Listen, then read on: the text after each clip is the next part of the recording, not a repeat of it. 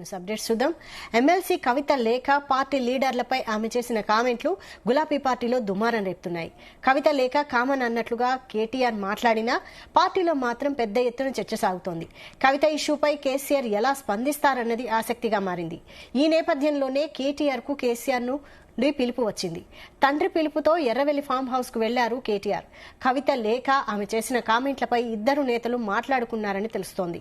కవిత లేఖ ఎందుకు రాసింది, ఆ లేఖ ఎలా లీక్ అయింది, కవిత కామెంట్లపై కేటీఆర్ తో కేసీఆర్ ఆరా తీశారని సమాచారం. కవిత విషయంలో కేసీఆర్ నెక్స్ట్ ఏం చేయబోతున్నారన్నది పార్టీ శ్రేణుల్లో ఉత్కంఠగా మారింది.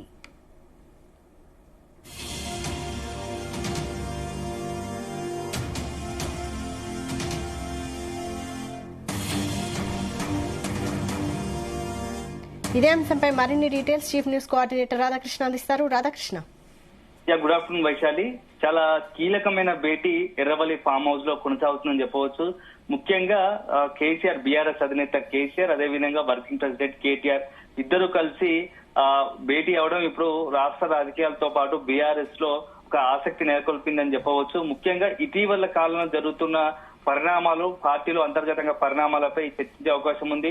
ముఖ్యంగా కవిత ఎపిసోడ్ ఏదైతే జాగృతి, తెలంగాణ జాగృతి బీఆర్ఎస్ ఎమ్మెల్సీ ఉన్నటువంటి కవిత రాసిన లేఖ విషయం తర్వాత ఎట్లాంటి పరిణామాలు జరిగాయి, ఆమె మాట్లాడిన తీరు, అదే విధంగా పార్టీలో కొంతమంది కోవట్టులు, ద్రోహులు, దయ్యాలు ఉన్నారని చెప్పేసి బహిరంగంగానే ప్రకటించిన నేపథ్యంలో ఇవన్నీ పరిణామాల నేపథ్యంలో నెక్స్ట్ ఏం చెయ్యాలి, కవిత ఎపిసోడ్ పైనే ఈ భేటీ కొనసాగుతున్నట్టుగా తెలుస్తోంది.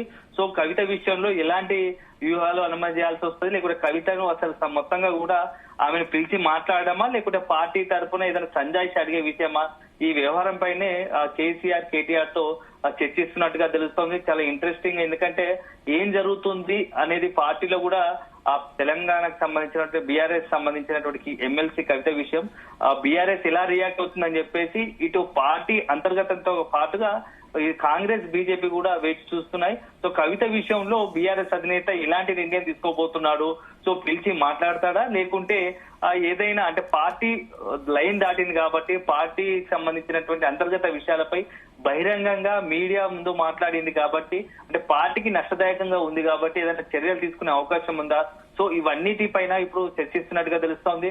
ఎందుకంటే నిన్న కేటీఆర్ కూడా ఒక దశలో ప్రెస్ మీట్ లో మాట్లాడుతూ ఏదైనా ఉంటే లేఖలో ఏదైనా పార్టీకి సంబంధించినటువంటి కొన్ని విషయాల పట్ల మాట్లాడడం సహజము, ఎందుకంటే నాయకులు తమ ఒపీనియన్ ను షేర్ చేసుకునే అవకాశం ఉంటది. ఎందుకంటే చాలా సందర్భాల్లో అట్లా చేసుకున్నారు, కానీ దానికి ఒక పరిమితి ఉంటది, ఒక విధానం ఉంటది. అంతర్గతంగా పార్టీకి సంబంధించి ఇంటర్నల్ గా ఎంతైనా మాట్లాడవచ్చు, ఏదైనా సలహాలు, సూచనలు అదే విధంగా ఇచ్చే అవకాశం ఎవరికైనా ఉంటుంది. ఆ ప్రజాస్వామ్యంలో ఏ పార్టీలోనే ఉండాల్సిందే.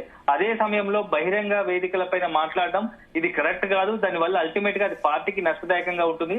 సో అలాంటి వారి విషయాల పట్ల జాగ్రత్తగా ఉంటాము అని చెప్పేసి కూడా నిన్న ప్రెస్ మీట్ లో మాట్లాడారు. సో ఇవన్నీ నేపథ్యంలో ఉఠావుటిన ఈ రోజు కేసీఆర్ 2-3 రోజుల నుంచి కొనసాగుతుంది ఈ వ్యవహారం అంతా, కవిత లేఖ ఎపిసోడ్ తర్వాత మాట్లాడము. సో ఇప్పుడు ఉన్నట్టుండి ఈ రోజు మధ్యాహ్నము బీఆర్ఎస్ అధినేత కేటీఆర్ కు పిలిపించుకొని మాట్లాడుతున్నట్టుగా తెలుస్తోంది. ఎర్రవల్లి ఫామ్ హౌస్ కు బయలుదేరాడు. సో కొద్దిసేపటి క్రితమే ఈ యొక్క భేటీ స్టార్ట్ అయింది. సో ఈ భేటీలో ప్రస్తుతం ఉన్నటువంటి మొత్తం వ్యవహారం పైన ఒక లైన్ క్లియర్ కట్ గా కేటీఆర్ కు గైడ్ చేసే అవకాశాలు కనపడుతున్నాయి. ఏం చెయ్యాలి కవిత ఎపిసోడ్ విషయంలో, మొత్తం లేఖ విషయంలో, సో పార్టీలో ఏం జరుగుతుంది, కవిత మాట్లాడిన తర్వాత పార్టీలో ఎలాంటి డిస్కషన్స్ వచ్చాయి, నేతలు ఏం మాట్లాడుతున్నారు, ప్రతిపక్షాలు కావచ్చు, అటు బీజేపీ కావచ్చు, అదే విధంగా ఇతర పార్టీలు, రాజకీయ పార్టీ కాంగ్రెస్ అధికార పక్షం నుంచి ఎలాంటి కౌంటర్లు వస్తున్నాయి, వీటన్నిటిపైన పార్టీ ఏ రకంగా నిర్ణయం తీసుకోవాల్సి ఉంటుంది, ఎలాంటి చర్యలను తీసుకోవాల్సిన అవసరం ఉందా అనే దానిపైన చర్చిస్తున్నారని తెలుస్తోంది. సో మొత్తంగా మాత్రం ఇది చాలా కీలకమైన భేటీగా మనం చెప్పవచ్చు. సో దీంతో పాటుగా ఇంకా అనేక ఇతర బీఆర్ఎస్ సంబంధించినటువంటి ఇతర రాజకీయ సంబంధించినటువంటి నెక్స్ట్ స్టెప్స్ పైన కూడా చర్యలు తీసుకునే చర్చించే అవకాశం ఉన్నట్టుగా తెలుస్తోంది. ఎందుకంటే ఇటీవల కాలంలో సీఎం రేవంత్ రెడ్డి పైన నేషనల్ హెరాల్డ్ కేసులో ఆ ఛార్జ్ షీట్ లో, ఈడీ ఛార్జ్ షీట్ లో పేరు దాఖలైంది. దాంతో పాటుగా బీజేపీ అదేవిధంగా కాంగ్రెస్ చేస్తున్న ఆరోపణలపైన ఎలాంటి కౌంటర్ ఇవ్వాలి, ఇవన్నీ తాజా రాజకీయ పరిణామాలపై కూడా ఇద్దరి మధ్య భేటీలో చర్చించే అవకాశం ఉన్నట్టుగా తెలుస్తోంది. సో మొత్తంగా తాజా రాజకీయాలతో పాటుగా మెయిన్ గా అంటే టార్గెట్ గా మాత్రం కవిత లేఖ సంబంధించిన ఎపిసోడ్ పైన ప్రధానంగా చర్చించే అవకాశం ఉన్నట్టుగా తెలుస్తోంది. సో ఎందుకంటే కవిత చేసిన వ్యాఖ్యలన్నీ కూడా బీఆర్ఎస్ పార్టీలో కొంత టెన్షన్ అలజడి రేపాయని చెప్పవచ్చు. సో ఏకంగా ఆ బీఆర్ఎస్ అధినేత చుట్టే కొంతమంది దయ్యాలు, కోవట్లు, ద్రోహులు ఉన్నారని చెప్పడం, కవిత అనడం పట్ల ఆ పార్టీలో కూడా తీవ్ర డిస్కషన్ కు, ఒక చర్చకు దారితీశాయి. సో ఎవరా ద్రోహులు, ఎవరా కోవట్లు, ఎవరా దయ్యాలు? సో ఈ మొత్తంగా కూడా బీఆర్ఎస్ తో పాటుగా ఇతర రాజకీయ పార్టీల కన్నా బీఆర్ఎస్ లోనే ఈ ఎవరు ద్రోహులు, ఎవరు దయ్యాలు అనే దానిపై చర్చ జరుగుతుంది. సో దీనికి ఎపిసోడ్ ఖచ్చితంగా ఫుల్ స్టాప్ పెట్టాలి. దీన్ని ఇలాగే కంటిన్యూ చేస్తే, నాణ్యచివేత దూరం చేస్తే అది మరింత పార్టీకి నష్టదాయకంగా మారే అవకాశాలు కనబడుతున్నాయి. సో ఇవన్నీ నేపథ్యంలో ఈ ఎపిసోడ్ కు ఎండ్ కార్డు వేయాల్సిందే అనే ఒక ఆలోచనలో బీఆర్ఎస్ అధినేత కేసీఆర్ ఉన్నట్టుగా పార్టీ వర్గాల నుంచి మనకు సమాచారం అందుతుంది. సో దీని నేపథ్యంలో కేటీఆర్ వర్కింగ్ ప్రెసిడెంట్ కేటీఆర్ పిలుచుకొని మాట్లాడుతున్నారు తెలుస్తా ఉంది. సో నెక్స్ట్ ఏం జరగబోతుంది? కేటీఆర్ నుంచి ప్రెస్ మీట్ పెట్టా, లేకపోతే పార్టీ అధికారికంగా కవిత విషయంలో ఏదైనా పత్రికా ప్రకటన విడుదల చేసే అవకాశం ఉందా అనేది మాత్రం చాలా ఆసక్తికరంగా మారింది. ఇప్పటికే కవిత మాత్రం ఎప్పటికప్పుడు తను స్టాండ్ మాత్రం అదే కంటిన్యూ చేస్తా ఉంది. రేపు కాళేశ్వరం వెళ్లి అక్కడ సరస్వతి సంబంధించినటువంటి ఇప్పుడు అక్కడ ఉన్న కాళేశ్వరం దర్శించుకొని అక్కడ ఉన్నటువంటి పూజా కార్యక్రమంలో పాల్గొంటారు. సో ఆ తర్వాత నెక్స్ట్ రాజకీయంగా తన స్టెప్ ఎలా ఉండబోతుందో కూడా ప్రకటించే అవకాశాలు కనబడతా ఉన్నాయి. ఎందుకంటే 2-3 రోజుల నుంచి చూస్తున్నాము కవిత కేసీఆర్ అపాయింట్మెంట్ గురించి ప్రయత్నిస్తున్నట్టుగా తెలుస్తోంది. సో అక్కడ నుంచి మాత్రం బీఆర్ఎస్ అధినేత కేసీఆర్ నుంచి మాత్రం సానుకూలంగా అక్కడ నుంచి అపాయింట్మెంట్ కోసం సానుకూలంగా సంకేతాలు రాలేదనే ఒక ప్రచారం జరుగుతా ఉంది. సో ఈ నేపథ్యంలో కవిత ఏం చేయబోతా ఉంది, కవిత కూడా పార్టీ విషయంలో ఎలా ఉండబోతోంది? సో ఇప్పుడు 2 రకాలు, ఇటు కవిత నుంచి ఎలాంటి రియాక్షన్ రాబోతోంది, అదే సమయంలో కవిత ఏదైనా స్టెప్ వేసే లోపే బీఆర్ఎస్ అధినేత కేసీఆర్ ఏదైనా నిర్ణయం తీసుకుంటారా, ఏదైనా సంచలన నిర్ణయం తీసుకునే అవకాశం ఉందా అనే చర్చ కూడా జరుగుతా ఉంది. సో బీఆర్ఎస్ లో మాత్రం ఈ చాలా ఆసక్తికర పరిణామాలు జరుగుతున్నాయి రాజకీయంగా. సో ఎలాంటి నెక్స్ట్ స్టెప్ ఎలా ఉండబోతా ఉంది అనేది మాత్రం అందరూ కూడా ఆసక్తిగా ఎదురు చూస్తున్నారు.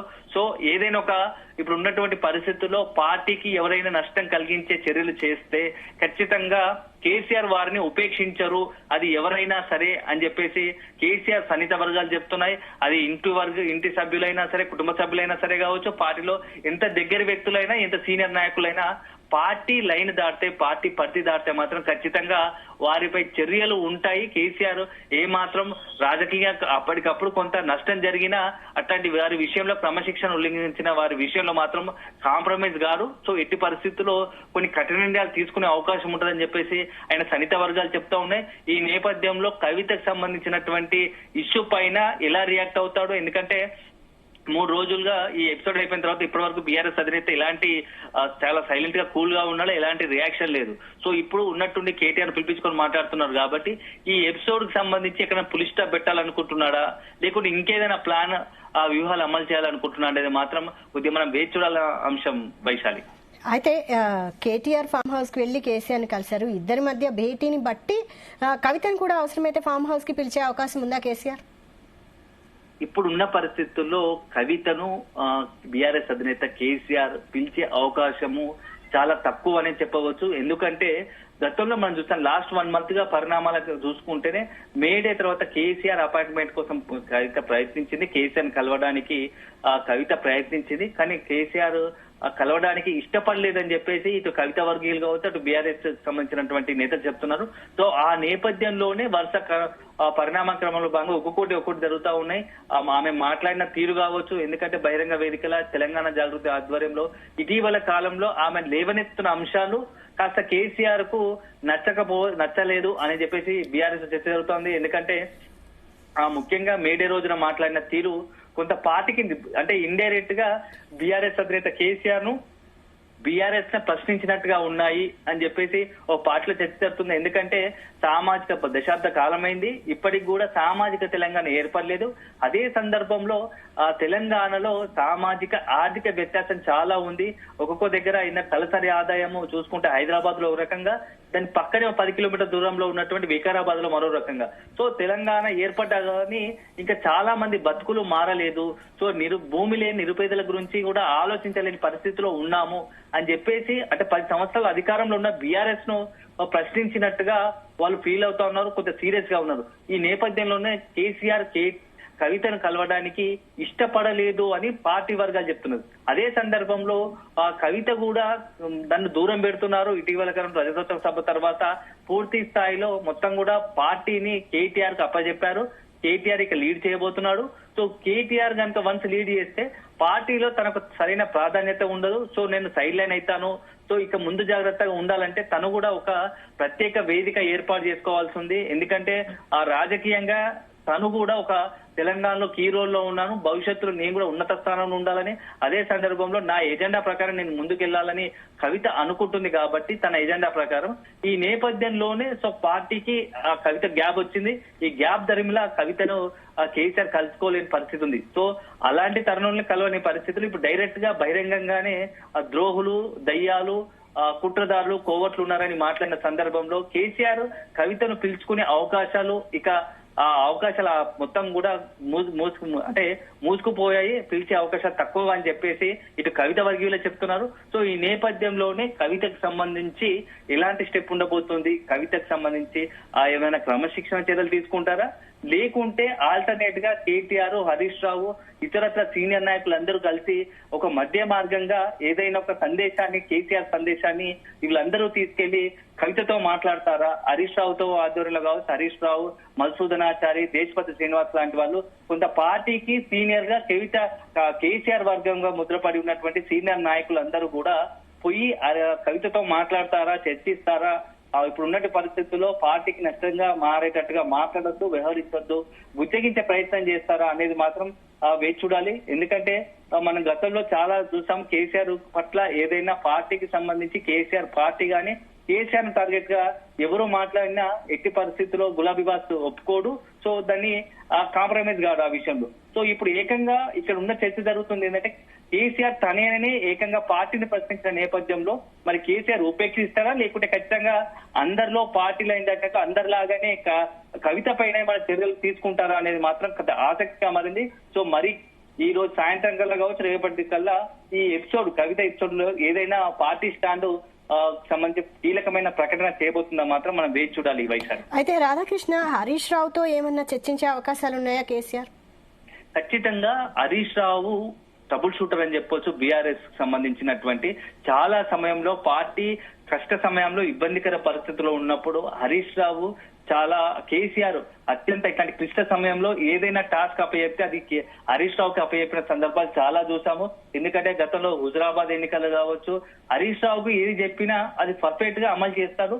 సో కేసీఆర్ ఏదైతే అనుకుంటాడో అదే రకంగా పర్ఫెక్ట్ గా అమలు చేయడంలో హరీష్ రావు ఏకైకం ఒక్కడే నాయకుడు. కాబట్టి ఇప్పుడు ప్రస్తుతం హరీష్ రావును కూడా పిలుచుకొని ఈ కవిత ఎపిసోడ్ లో కవితను బుజ్జగించడానికి హరీష్ రావుతో పాటుగా దేశపతి శ్రీనివాస్ కావచ్చు, అదేవిధంగా మధుసూదనాచారి ఇట్లాంటి వారిని ఎవరైనా కేసీఆర్ దూతగా వాళ్ళ కవిత దగ్గరికి పంపించి మాట్లాడే అవకాశం, బుజ్జగించే అవకాశం కూడా లేకపోలేదనేది పార్టీ జరుగుతున్న చర్చ. సో దాంట్లో భాగంగానే కేటీఆర్ కాకుండా ఈసారి హరీష్ రావు, దేశపతి శ్రీనివాస్, మధుసూదనాచారి లాంటి వాళ్ళు సీనియర్ నాయకులు అందరూ కలిసి కవిత దగ్గరికి వెళ్లి మాట్లాడే అవకాశం కూడా ఉందంటున్నారు. సో అది కూడా జరిగే అవకాశం ఉంది. సో అది కాని పక్షంలో నెక్స్ట్ కవిత విషయంలో స్పష్టంగా ఒక కీలకమైన ప్రకటన పార్టీ స్టాండ్ తీసుకునే అవకాశం కూడా లేకపోలేదని చర్చ ఉంది. Vaishali. Right, thank you Radhakrishna.